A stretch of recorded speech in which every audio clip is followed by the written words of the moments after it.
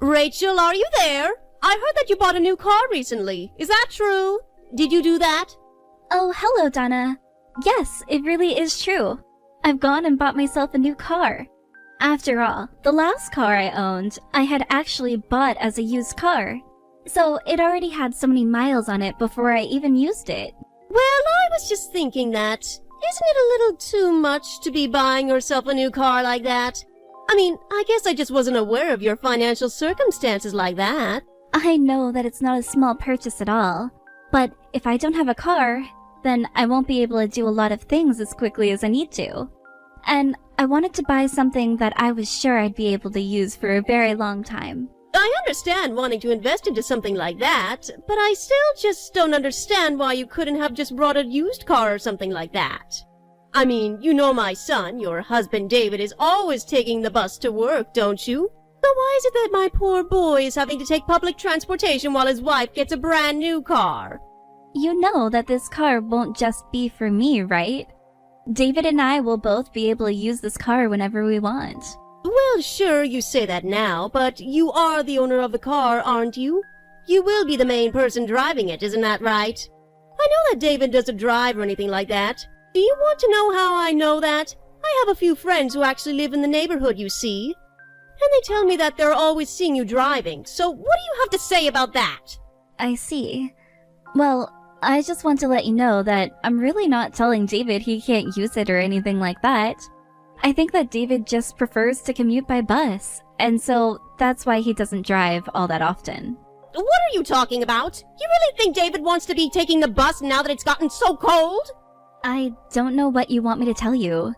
Either way, you still have to pay for gas to drive. But most importantly, I think David just likes taking the bus and doing what he does. Besides, I know that he does like getting the opportunity to get small walks in where it's possible. Well, I suppose I am at least happy to hear that my son is always looking for ways to be able to take care of himself. Oh yes, that he most certainly does. He's always fussing over what kind of food he'll let himself eat. But eating isn't everything, and I guess that's why he likes to get his walks in. You know, I've actually been thinking about this for quite a while now, but you have some very, very odd spending habits, you know that? Oh, really? What do you mean by that? I'm sure that I have no idea. I just mean that, well, you do know how far David's office actually is from where you both are living, don't you?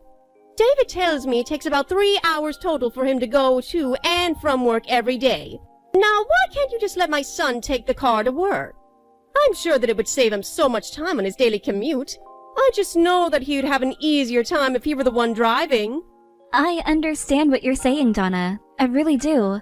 But it's like I said, this is David's choice and I'm just respecting it. I'm really not forcing him to take the bus or drive or any of that.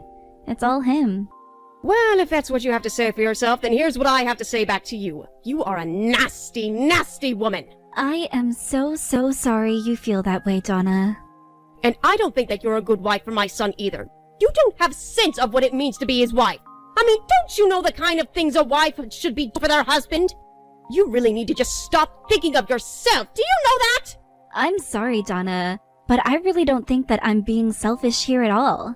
In fact, I think I'm being a good wife precisely by respecting what David wants to do. Well, I don't see it that way at all. So what do you think about that, huh?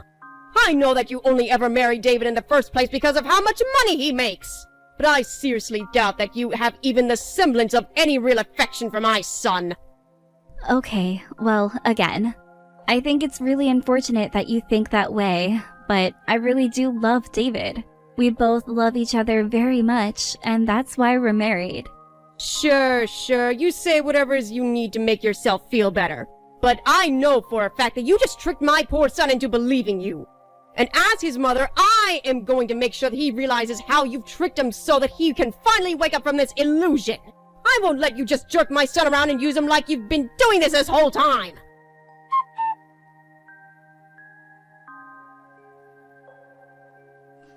Hey, Rachel, just what the heck do you think you're doing, huh? Why aren't you at home right now? Oh, Donna, I'm so sorry. I didn't realize that you'd be coming over today. Well, if you really want to know what I'm doing here, I just thought I'd drop in and surprise you all so that I could see what you've been feeding my son. But now you're not even home, so I'll ask again. Where are you right now? Shouldn't you be at home getting dinner ready for your husband? I mean, normally I am at home at this time, but I was called into the office in Chicago. Chicago? What do you mean you were called in? What does that even mean? I bet you're just there on vacation or something, aren't you? I really am here at work, not here on vacation. But since it's the end of the year, there's a lot of work that needs to be done here. Don't you know that your husband should always be on the top priority list? But hey, at least you got use of my son's money so that you could treat yourself to a little trip. But tell me, have you ever stopped once to think about what my poor little David is going to eat while you're away? I imagine that he'll probably order out a few nights, and some other nights he'll probably just cook for himself, like an adult. So I really don't think there's any need to be acting like this. You must be so pleased with yourself, huh? You really think that's going to be enough?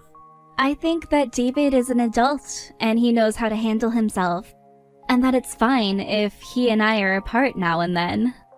I am just so sick of having to put up with you.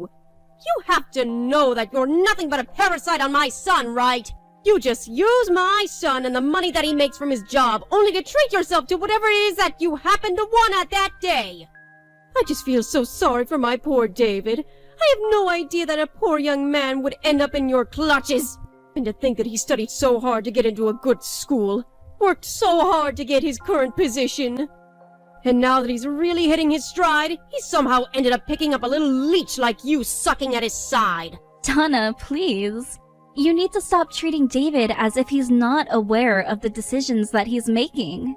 I mean, you do realize that he's more than capable of taking care of himself, right? David has never had a single complaint about the way that I do or don't do things for him.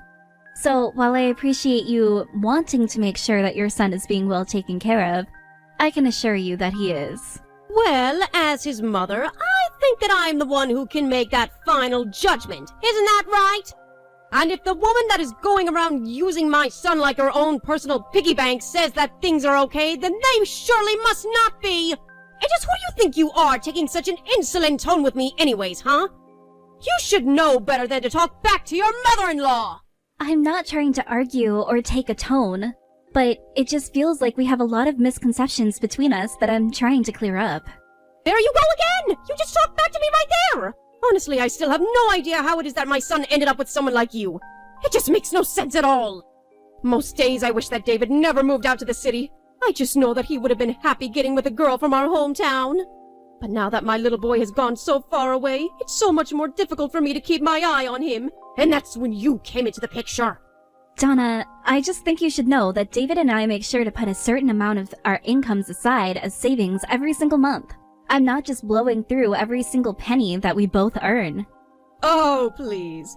How can you say that when you just bought a new car and I see you walking around with nice handbags from expensive brands all the time? I just know that you bought all of this not with your own money, but with David's money. Isn't that right? It's all thanks to my son that you have that $1,000 handbag. But don't you even feel the slightest bit guilty about what you've done to David? Actually, Donna, I'll correct you there again. The bulk of the things that I own, I have bought and paid for myself. No, that can't be right. That's impossible. You didn't even go to a good college. There's no way that someone like you could have afforded such nice things. Wait a second. I think I see what's going on here, actually. You were working before you got married to my son, isn't that right? I guess I just didn't realize you were doing, well, that kind of work. And just what kind of work might you be referring to there? Huh, Donna? Oh, please. You know what I'm talking about. You've probably taken money from plenty of men at this point. So it's no wonder you're so comfortable doing it to my son as well. How could I have not noticed this until now? It makes everything make sense. And it fits the image I have of you perfectly. You certainly do have the pretty face for it. I bet all you do is get the liquor flowing and then all those men were like putty in your hands. Isn't that right? I can't believe that I'm even having to deny doing something like that, but no. You have no idea what I did or do for a living. Well, it's the only thing that makes sense. You didn't go to a good school, so how else could someone like you end up with such extra money to spend? But now the question is, what will you do now that I know the truth? I certainly won't stand for someone like you mixing your genes with my son to create some horrible little brat! Okay, Donna, I really think that you're starting to cross some boundaries that you shouldn't. If you think that I'm crossing boundaries, then it must mean that I really am over the target with you on this.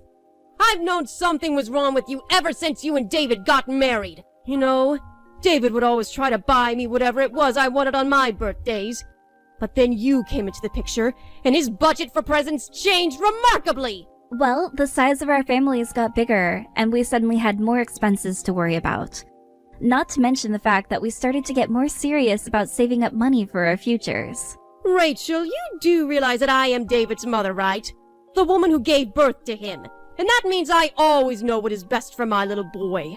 This is something that I am always going to have over you, and that you are never, ever going to be able to change. But you are doing something to my son. Ever since the two of you got married, he's always acting so much more cold towards me. And even when I try to send him messages, sometimes it takes him so long to respond to me now. I don't know what you're saying or doing to him, but I know that all of this is your fault. I really haven't done anything at all, though.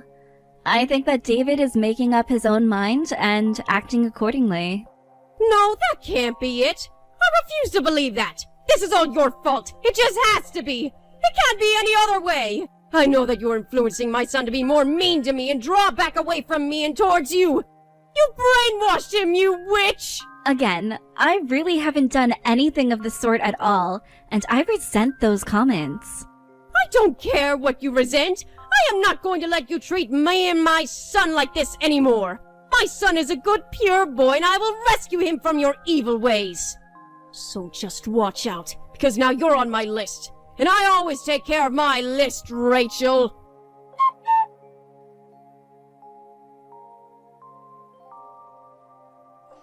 Rachel, are you there? I heard that you turned down my request to David for me to move in with the two of you. Is that true? What's the matter with you? I really don't even know what you think you're going to accomplish talking to me like this. But it wasn't just me. If you really must know, neither David nor I wanted you in here. But that's not true. How dare you try to talk to me like that? You think you're better than me just because you can live off my son's money? You are nothing but a parasite, do you know that? How dare you try to come between my son and I? Okay, let's make one thing straight here. Your son only makes about $1,200 a month. So are you really sure that you have all the information that you think you do? What are you talking about? There's no way that my son makes so little money. That's impossible. I thought that he worked at a big company, right? I looked up the annual average salary of the company and it was quite huge. Well, how about you at least check your facts before lying to me? I'm only telling you all of this because I talked to David and he said it was okay to tell you. But David doesn't work for that company anymore. Wait, what? What do you mean by that? What do you mean he doesn't work for that company? I mean that he quit his job so that he could go back to school. So right now, David is only working part-time. No, that can't be right. You mean my son has been working part-time for a while now? How can he even afford to take care of you both? How in the world did he manage to afford your new car? Well, lucky for him, he didn't need to. I bought the car all on my own. You mean you bought the car with all your own money? What could that mean? Are you seeing some man on the side who gave you the money for it? No, it's nothing like that. I just went to work, earned money, and then I bought a car. You do know that I'm not a housewife or anything, right? What is that supposed to mean? I know that you don't work if that's what you're trying to say. You almost never leave the house, right? That's actually because I work from home, if you really want to know. So I don't have to commute. But you're right, in that I don't literally work in an office building every day. Maybe you should try reading a bit more, or watching the news every now and then. I mean, really, just how did such a horrible liar manage to get my sweet little boy to fall in love with her? I am telling you that there is none of that going on at all. I haven't lied to David about anything. That isn't true. You aren't going to be able to trick me like you did with him. I know that David works for an amazing company that he would never just walk away from like that. Well, he didn't just walk away from it like that. He had been working for the company for years, but he felt like he wasn't making the progress that he should have been. And just what makes you think that you can talk as if you know more about my son than I do, huh? You really are an uppity little brat, do you know that? I will have you know that I reject your rejection for me living with you two, and I will be moving in with all my things soon. So you better have a room clean and ready for me by next week, because I will be living with you from then on, whether you like it or not.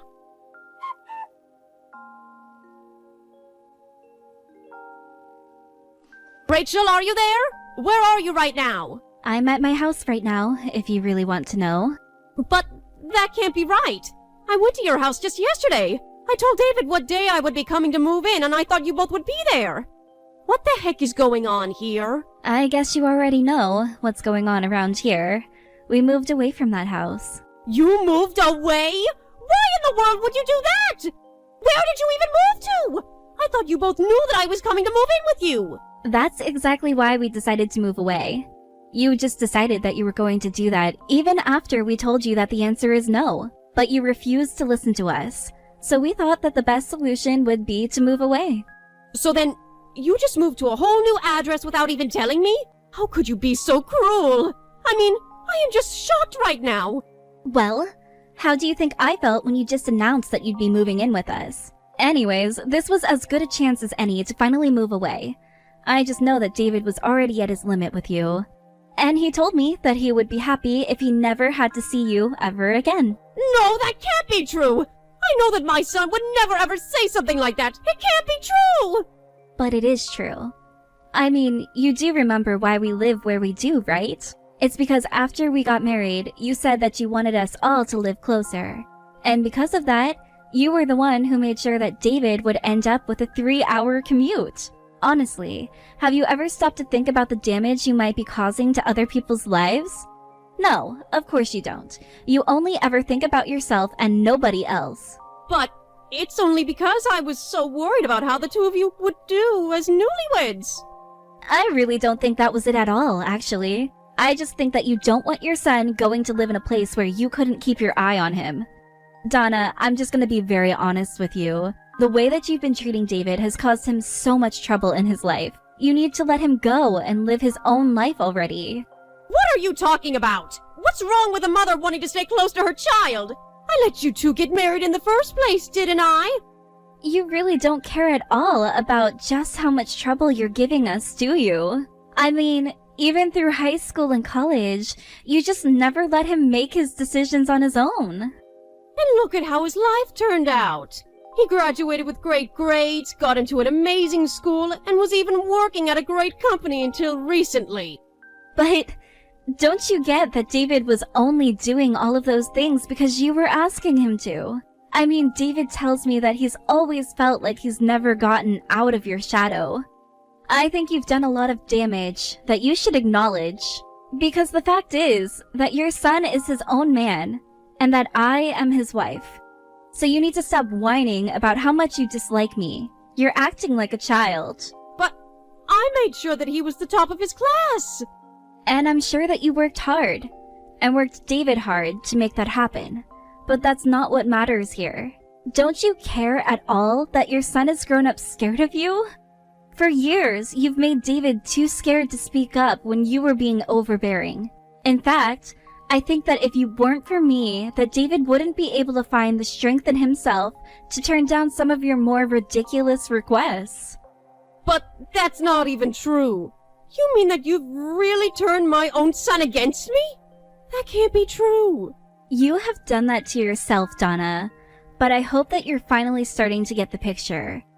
We don't want anything to do with you anymore. Actually, I just got a message from an old colleague of David's, and he told me that you'd been calling the office. But, I mean, you told me he had quit his old job. I did, didn't I? So then why were you bothering to call there?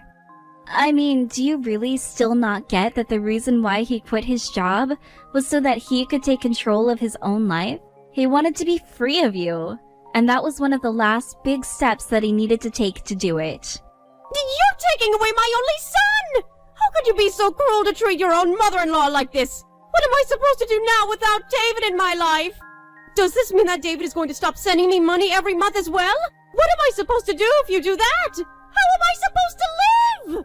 You should know that for more than 6 months now, I've been the one to send you money, not David.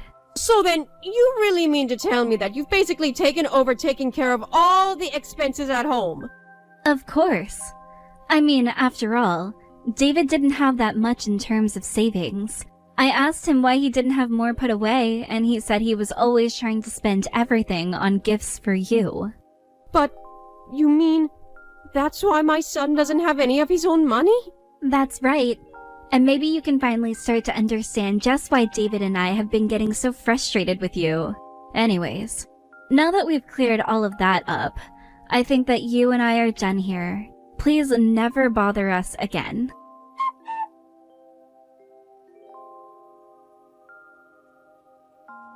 After that, Donna tried to call and send messages to David, but by then, he had already blocked her on every possible platform she would be able to reach him on. I heard about this from some of David's relatives, but apparently, without us sending her money, Donna's quality of life took a huge nosedive. This relative told us that she had been reduced to clipping coupons and trying to provide for herself by starting a part-time job as well. In order to save money, Donna sold her house and moved into a tiny apartment in order to stretch her savings. As for David, he finishes his program in a few more months and has already gotten offers from companies for a much greater salary than he had had before. Of course, both him and I were crushed that things had to happen the way that they did between Donna and us, but we all agree that it's for the best. Thank you for watching. If you liked this video, please give it a thumbs up, and don't forget to subscribe and see more content like this.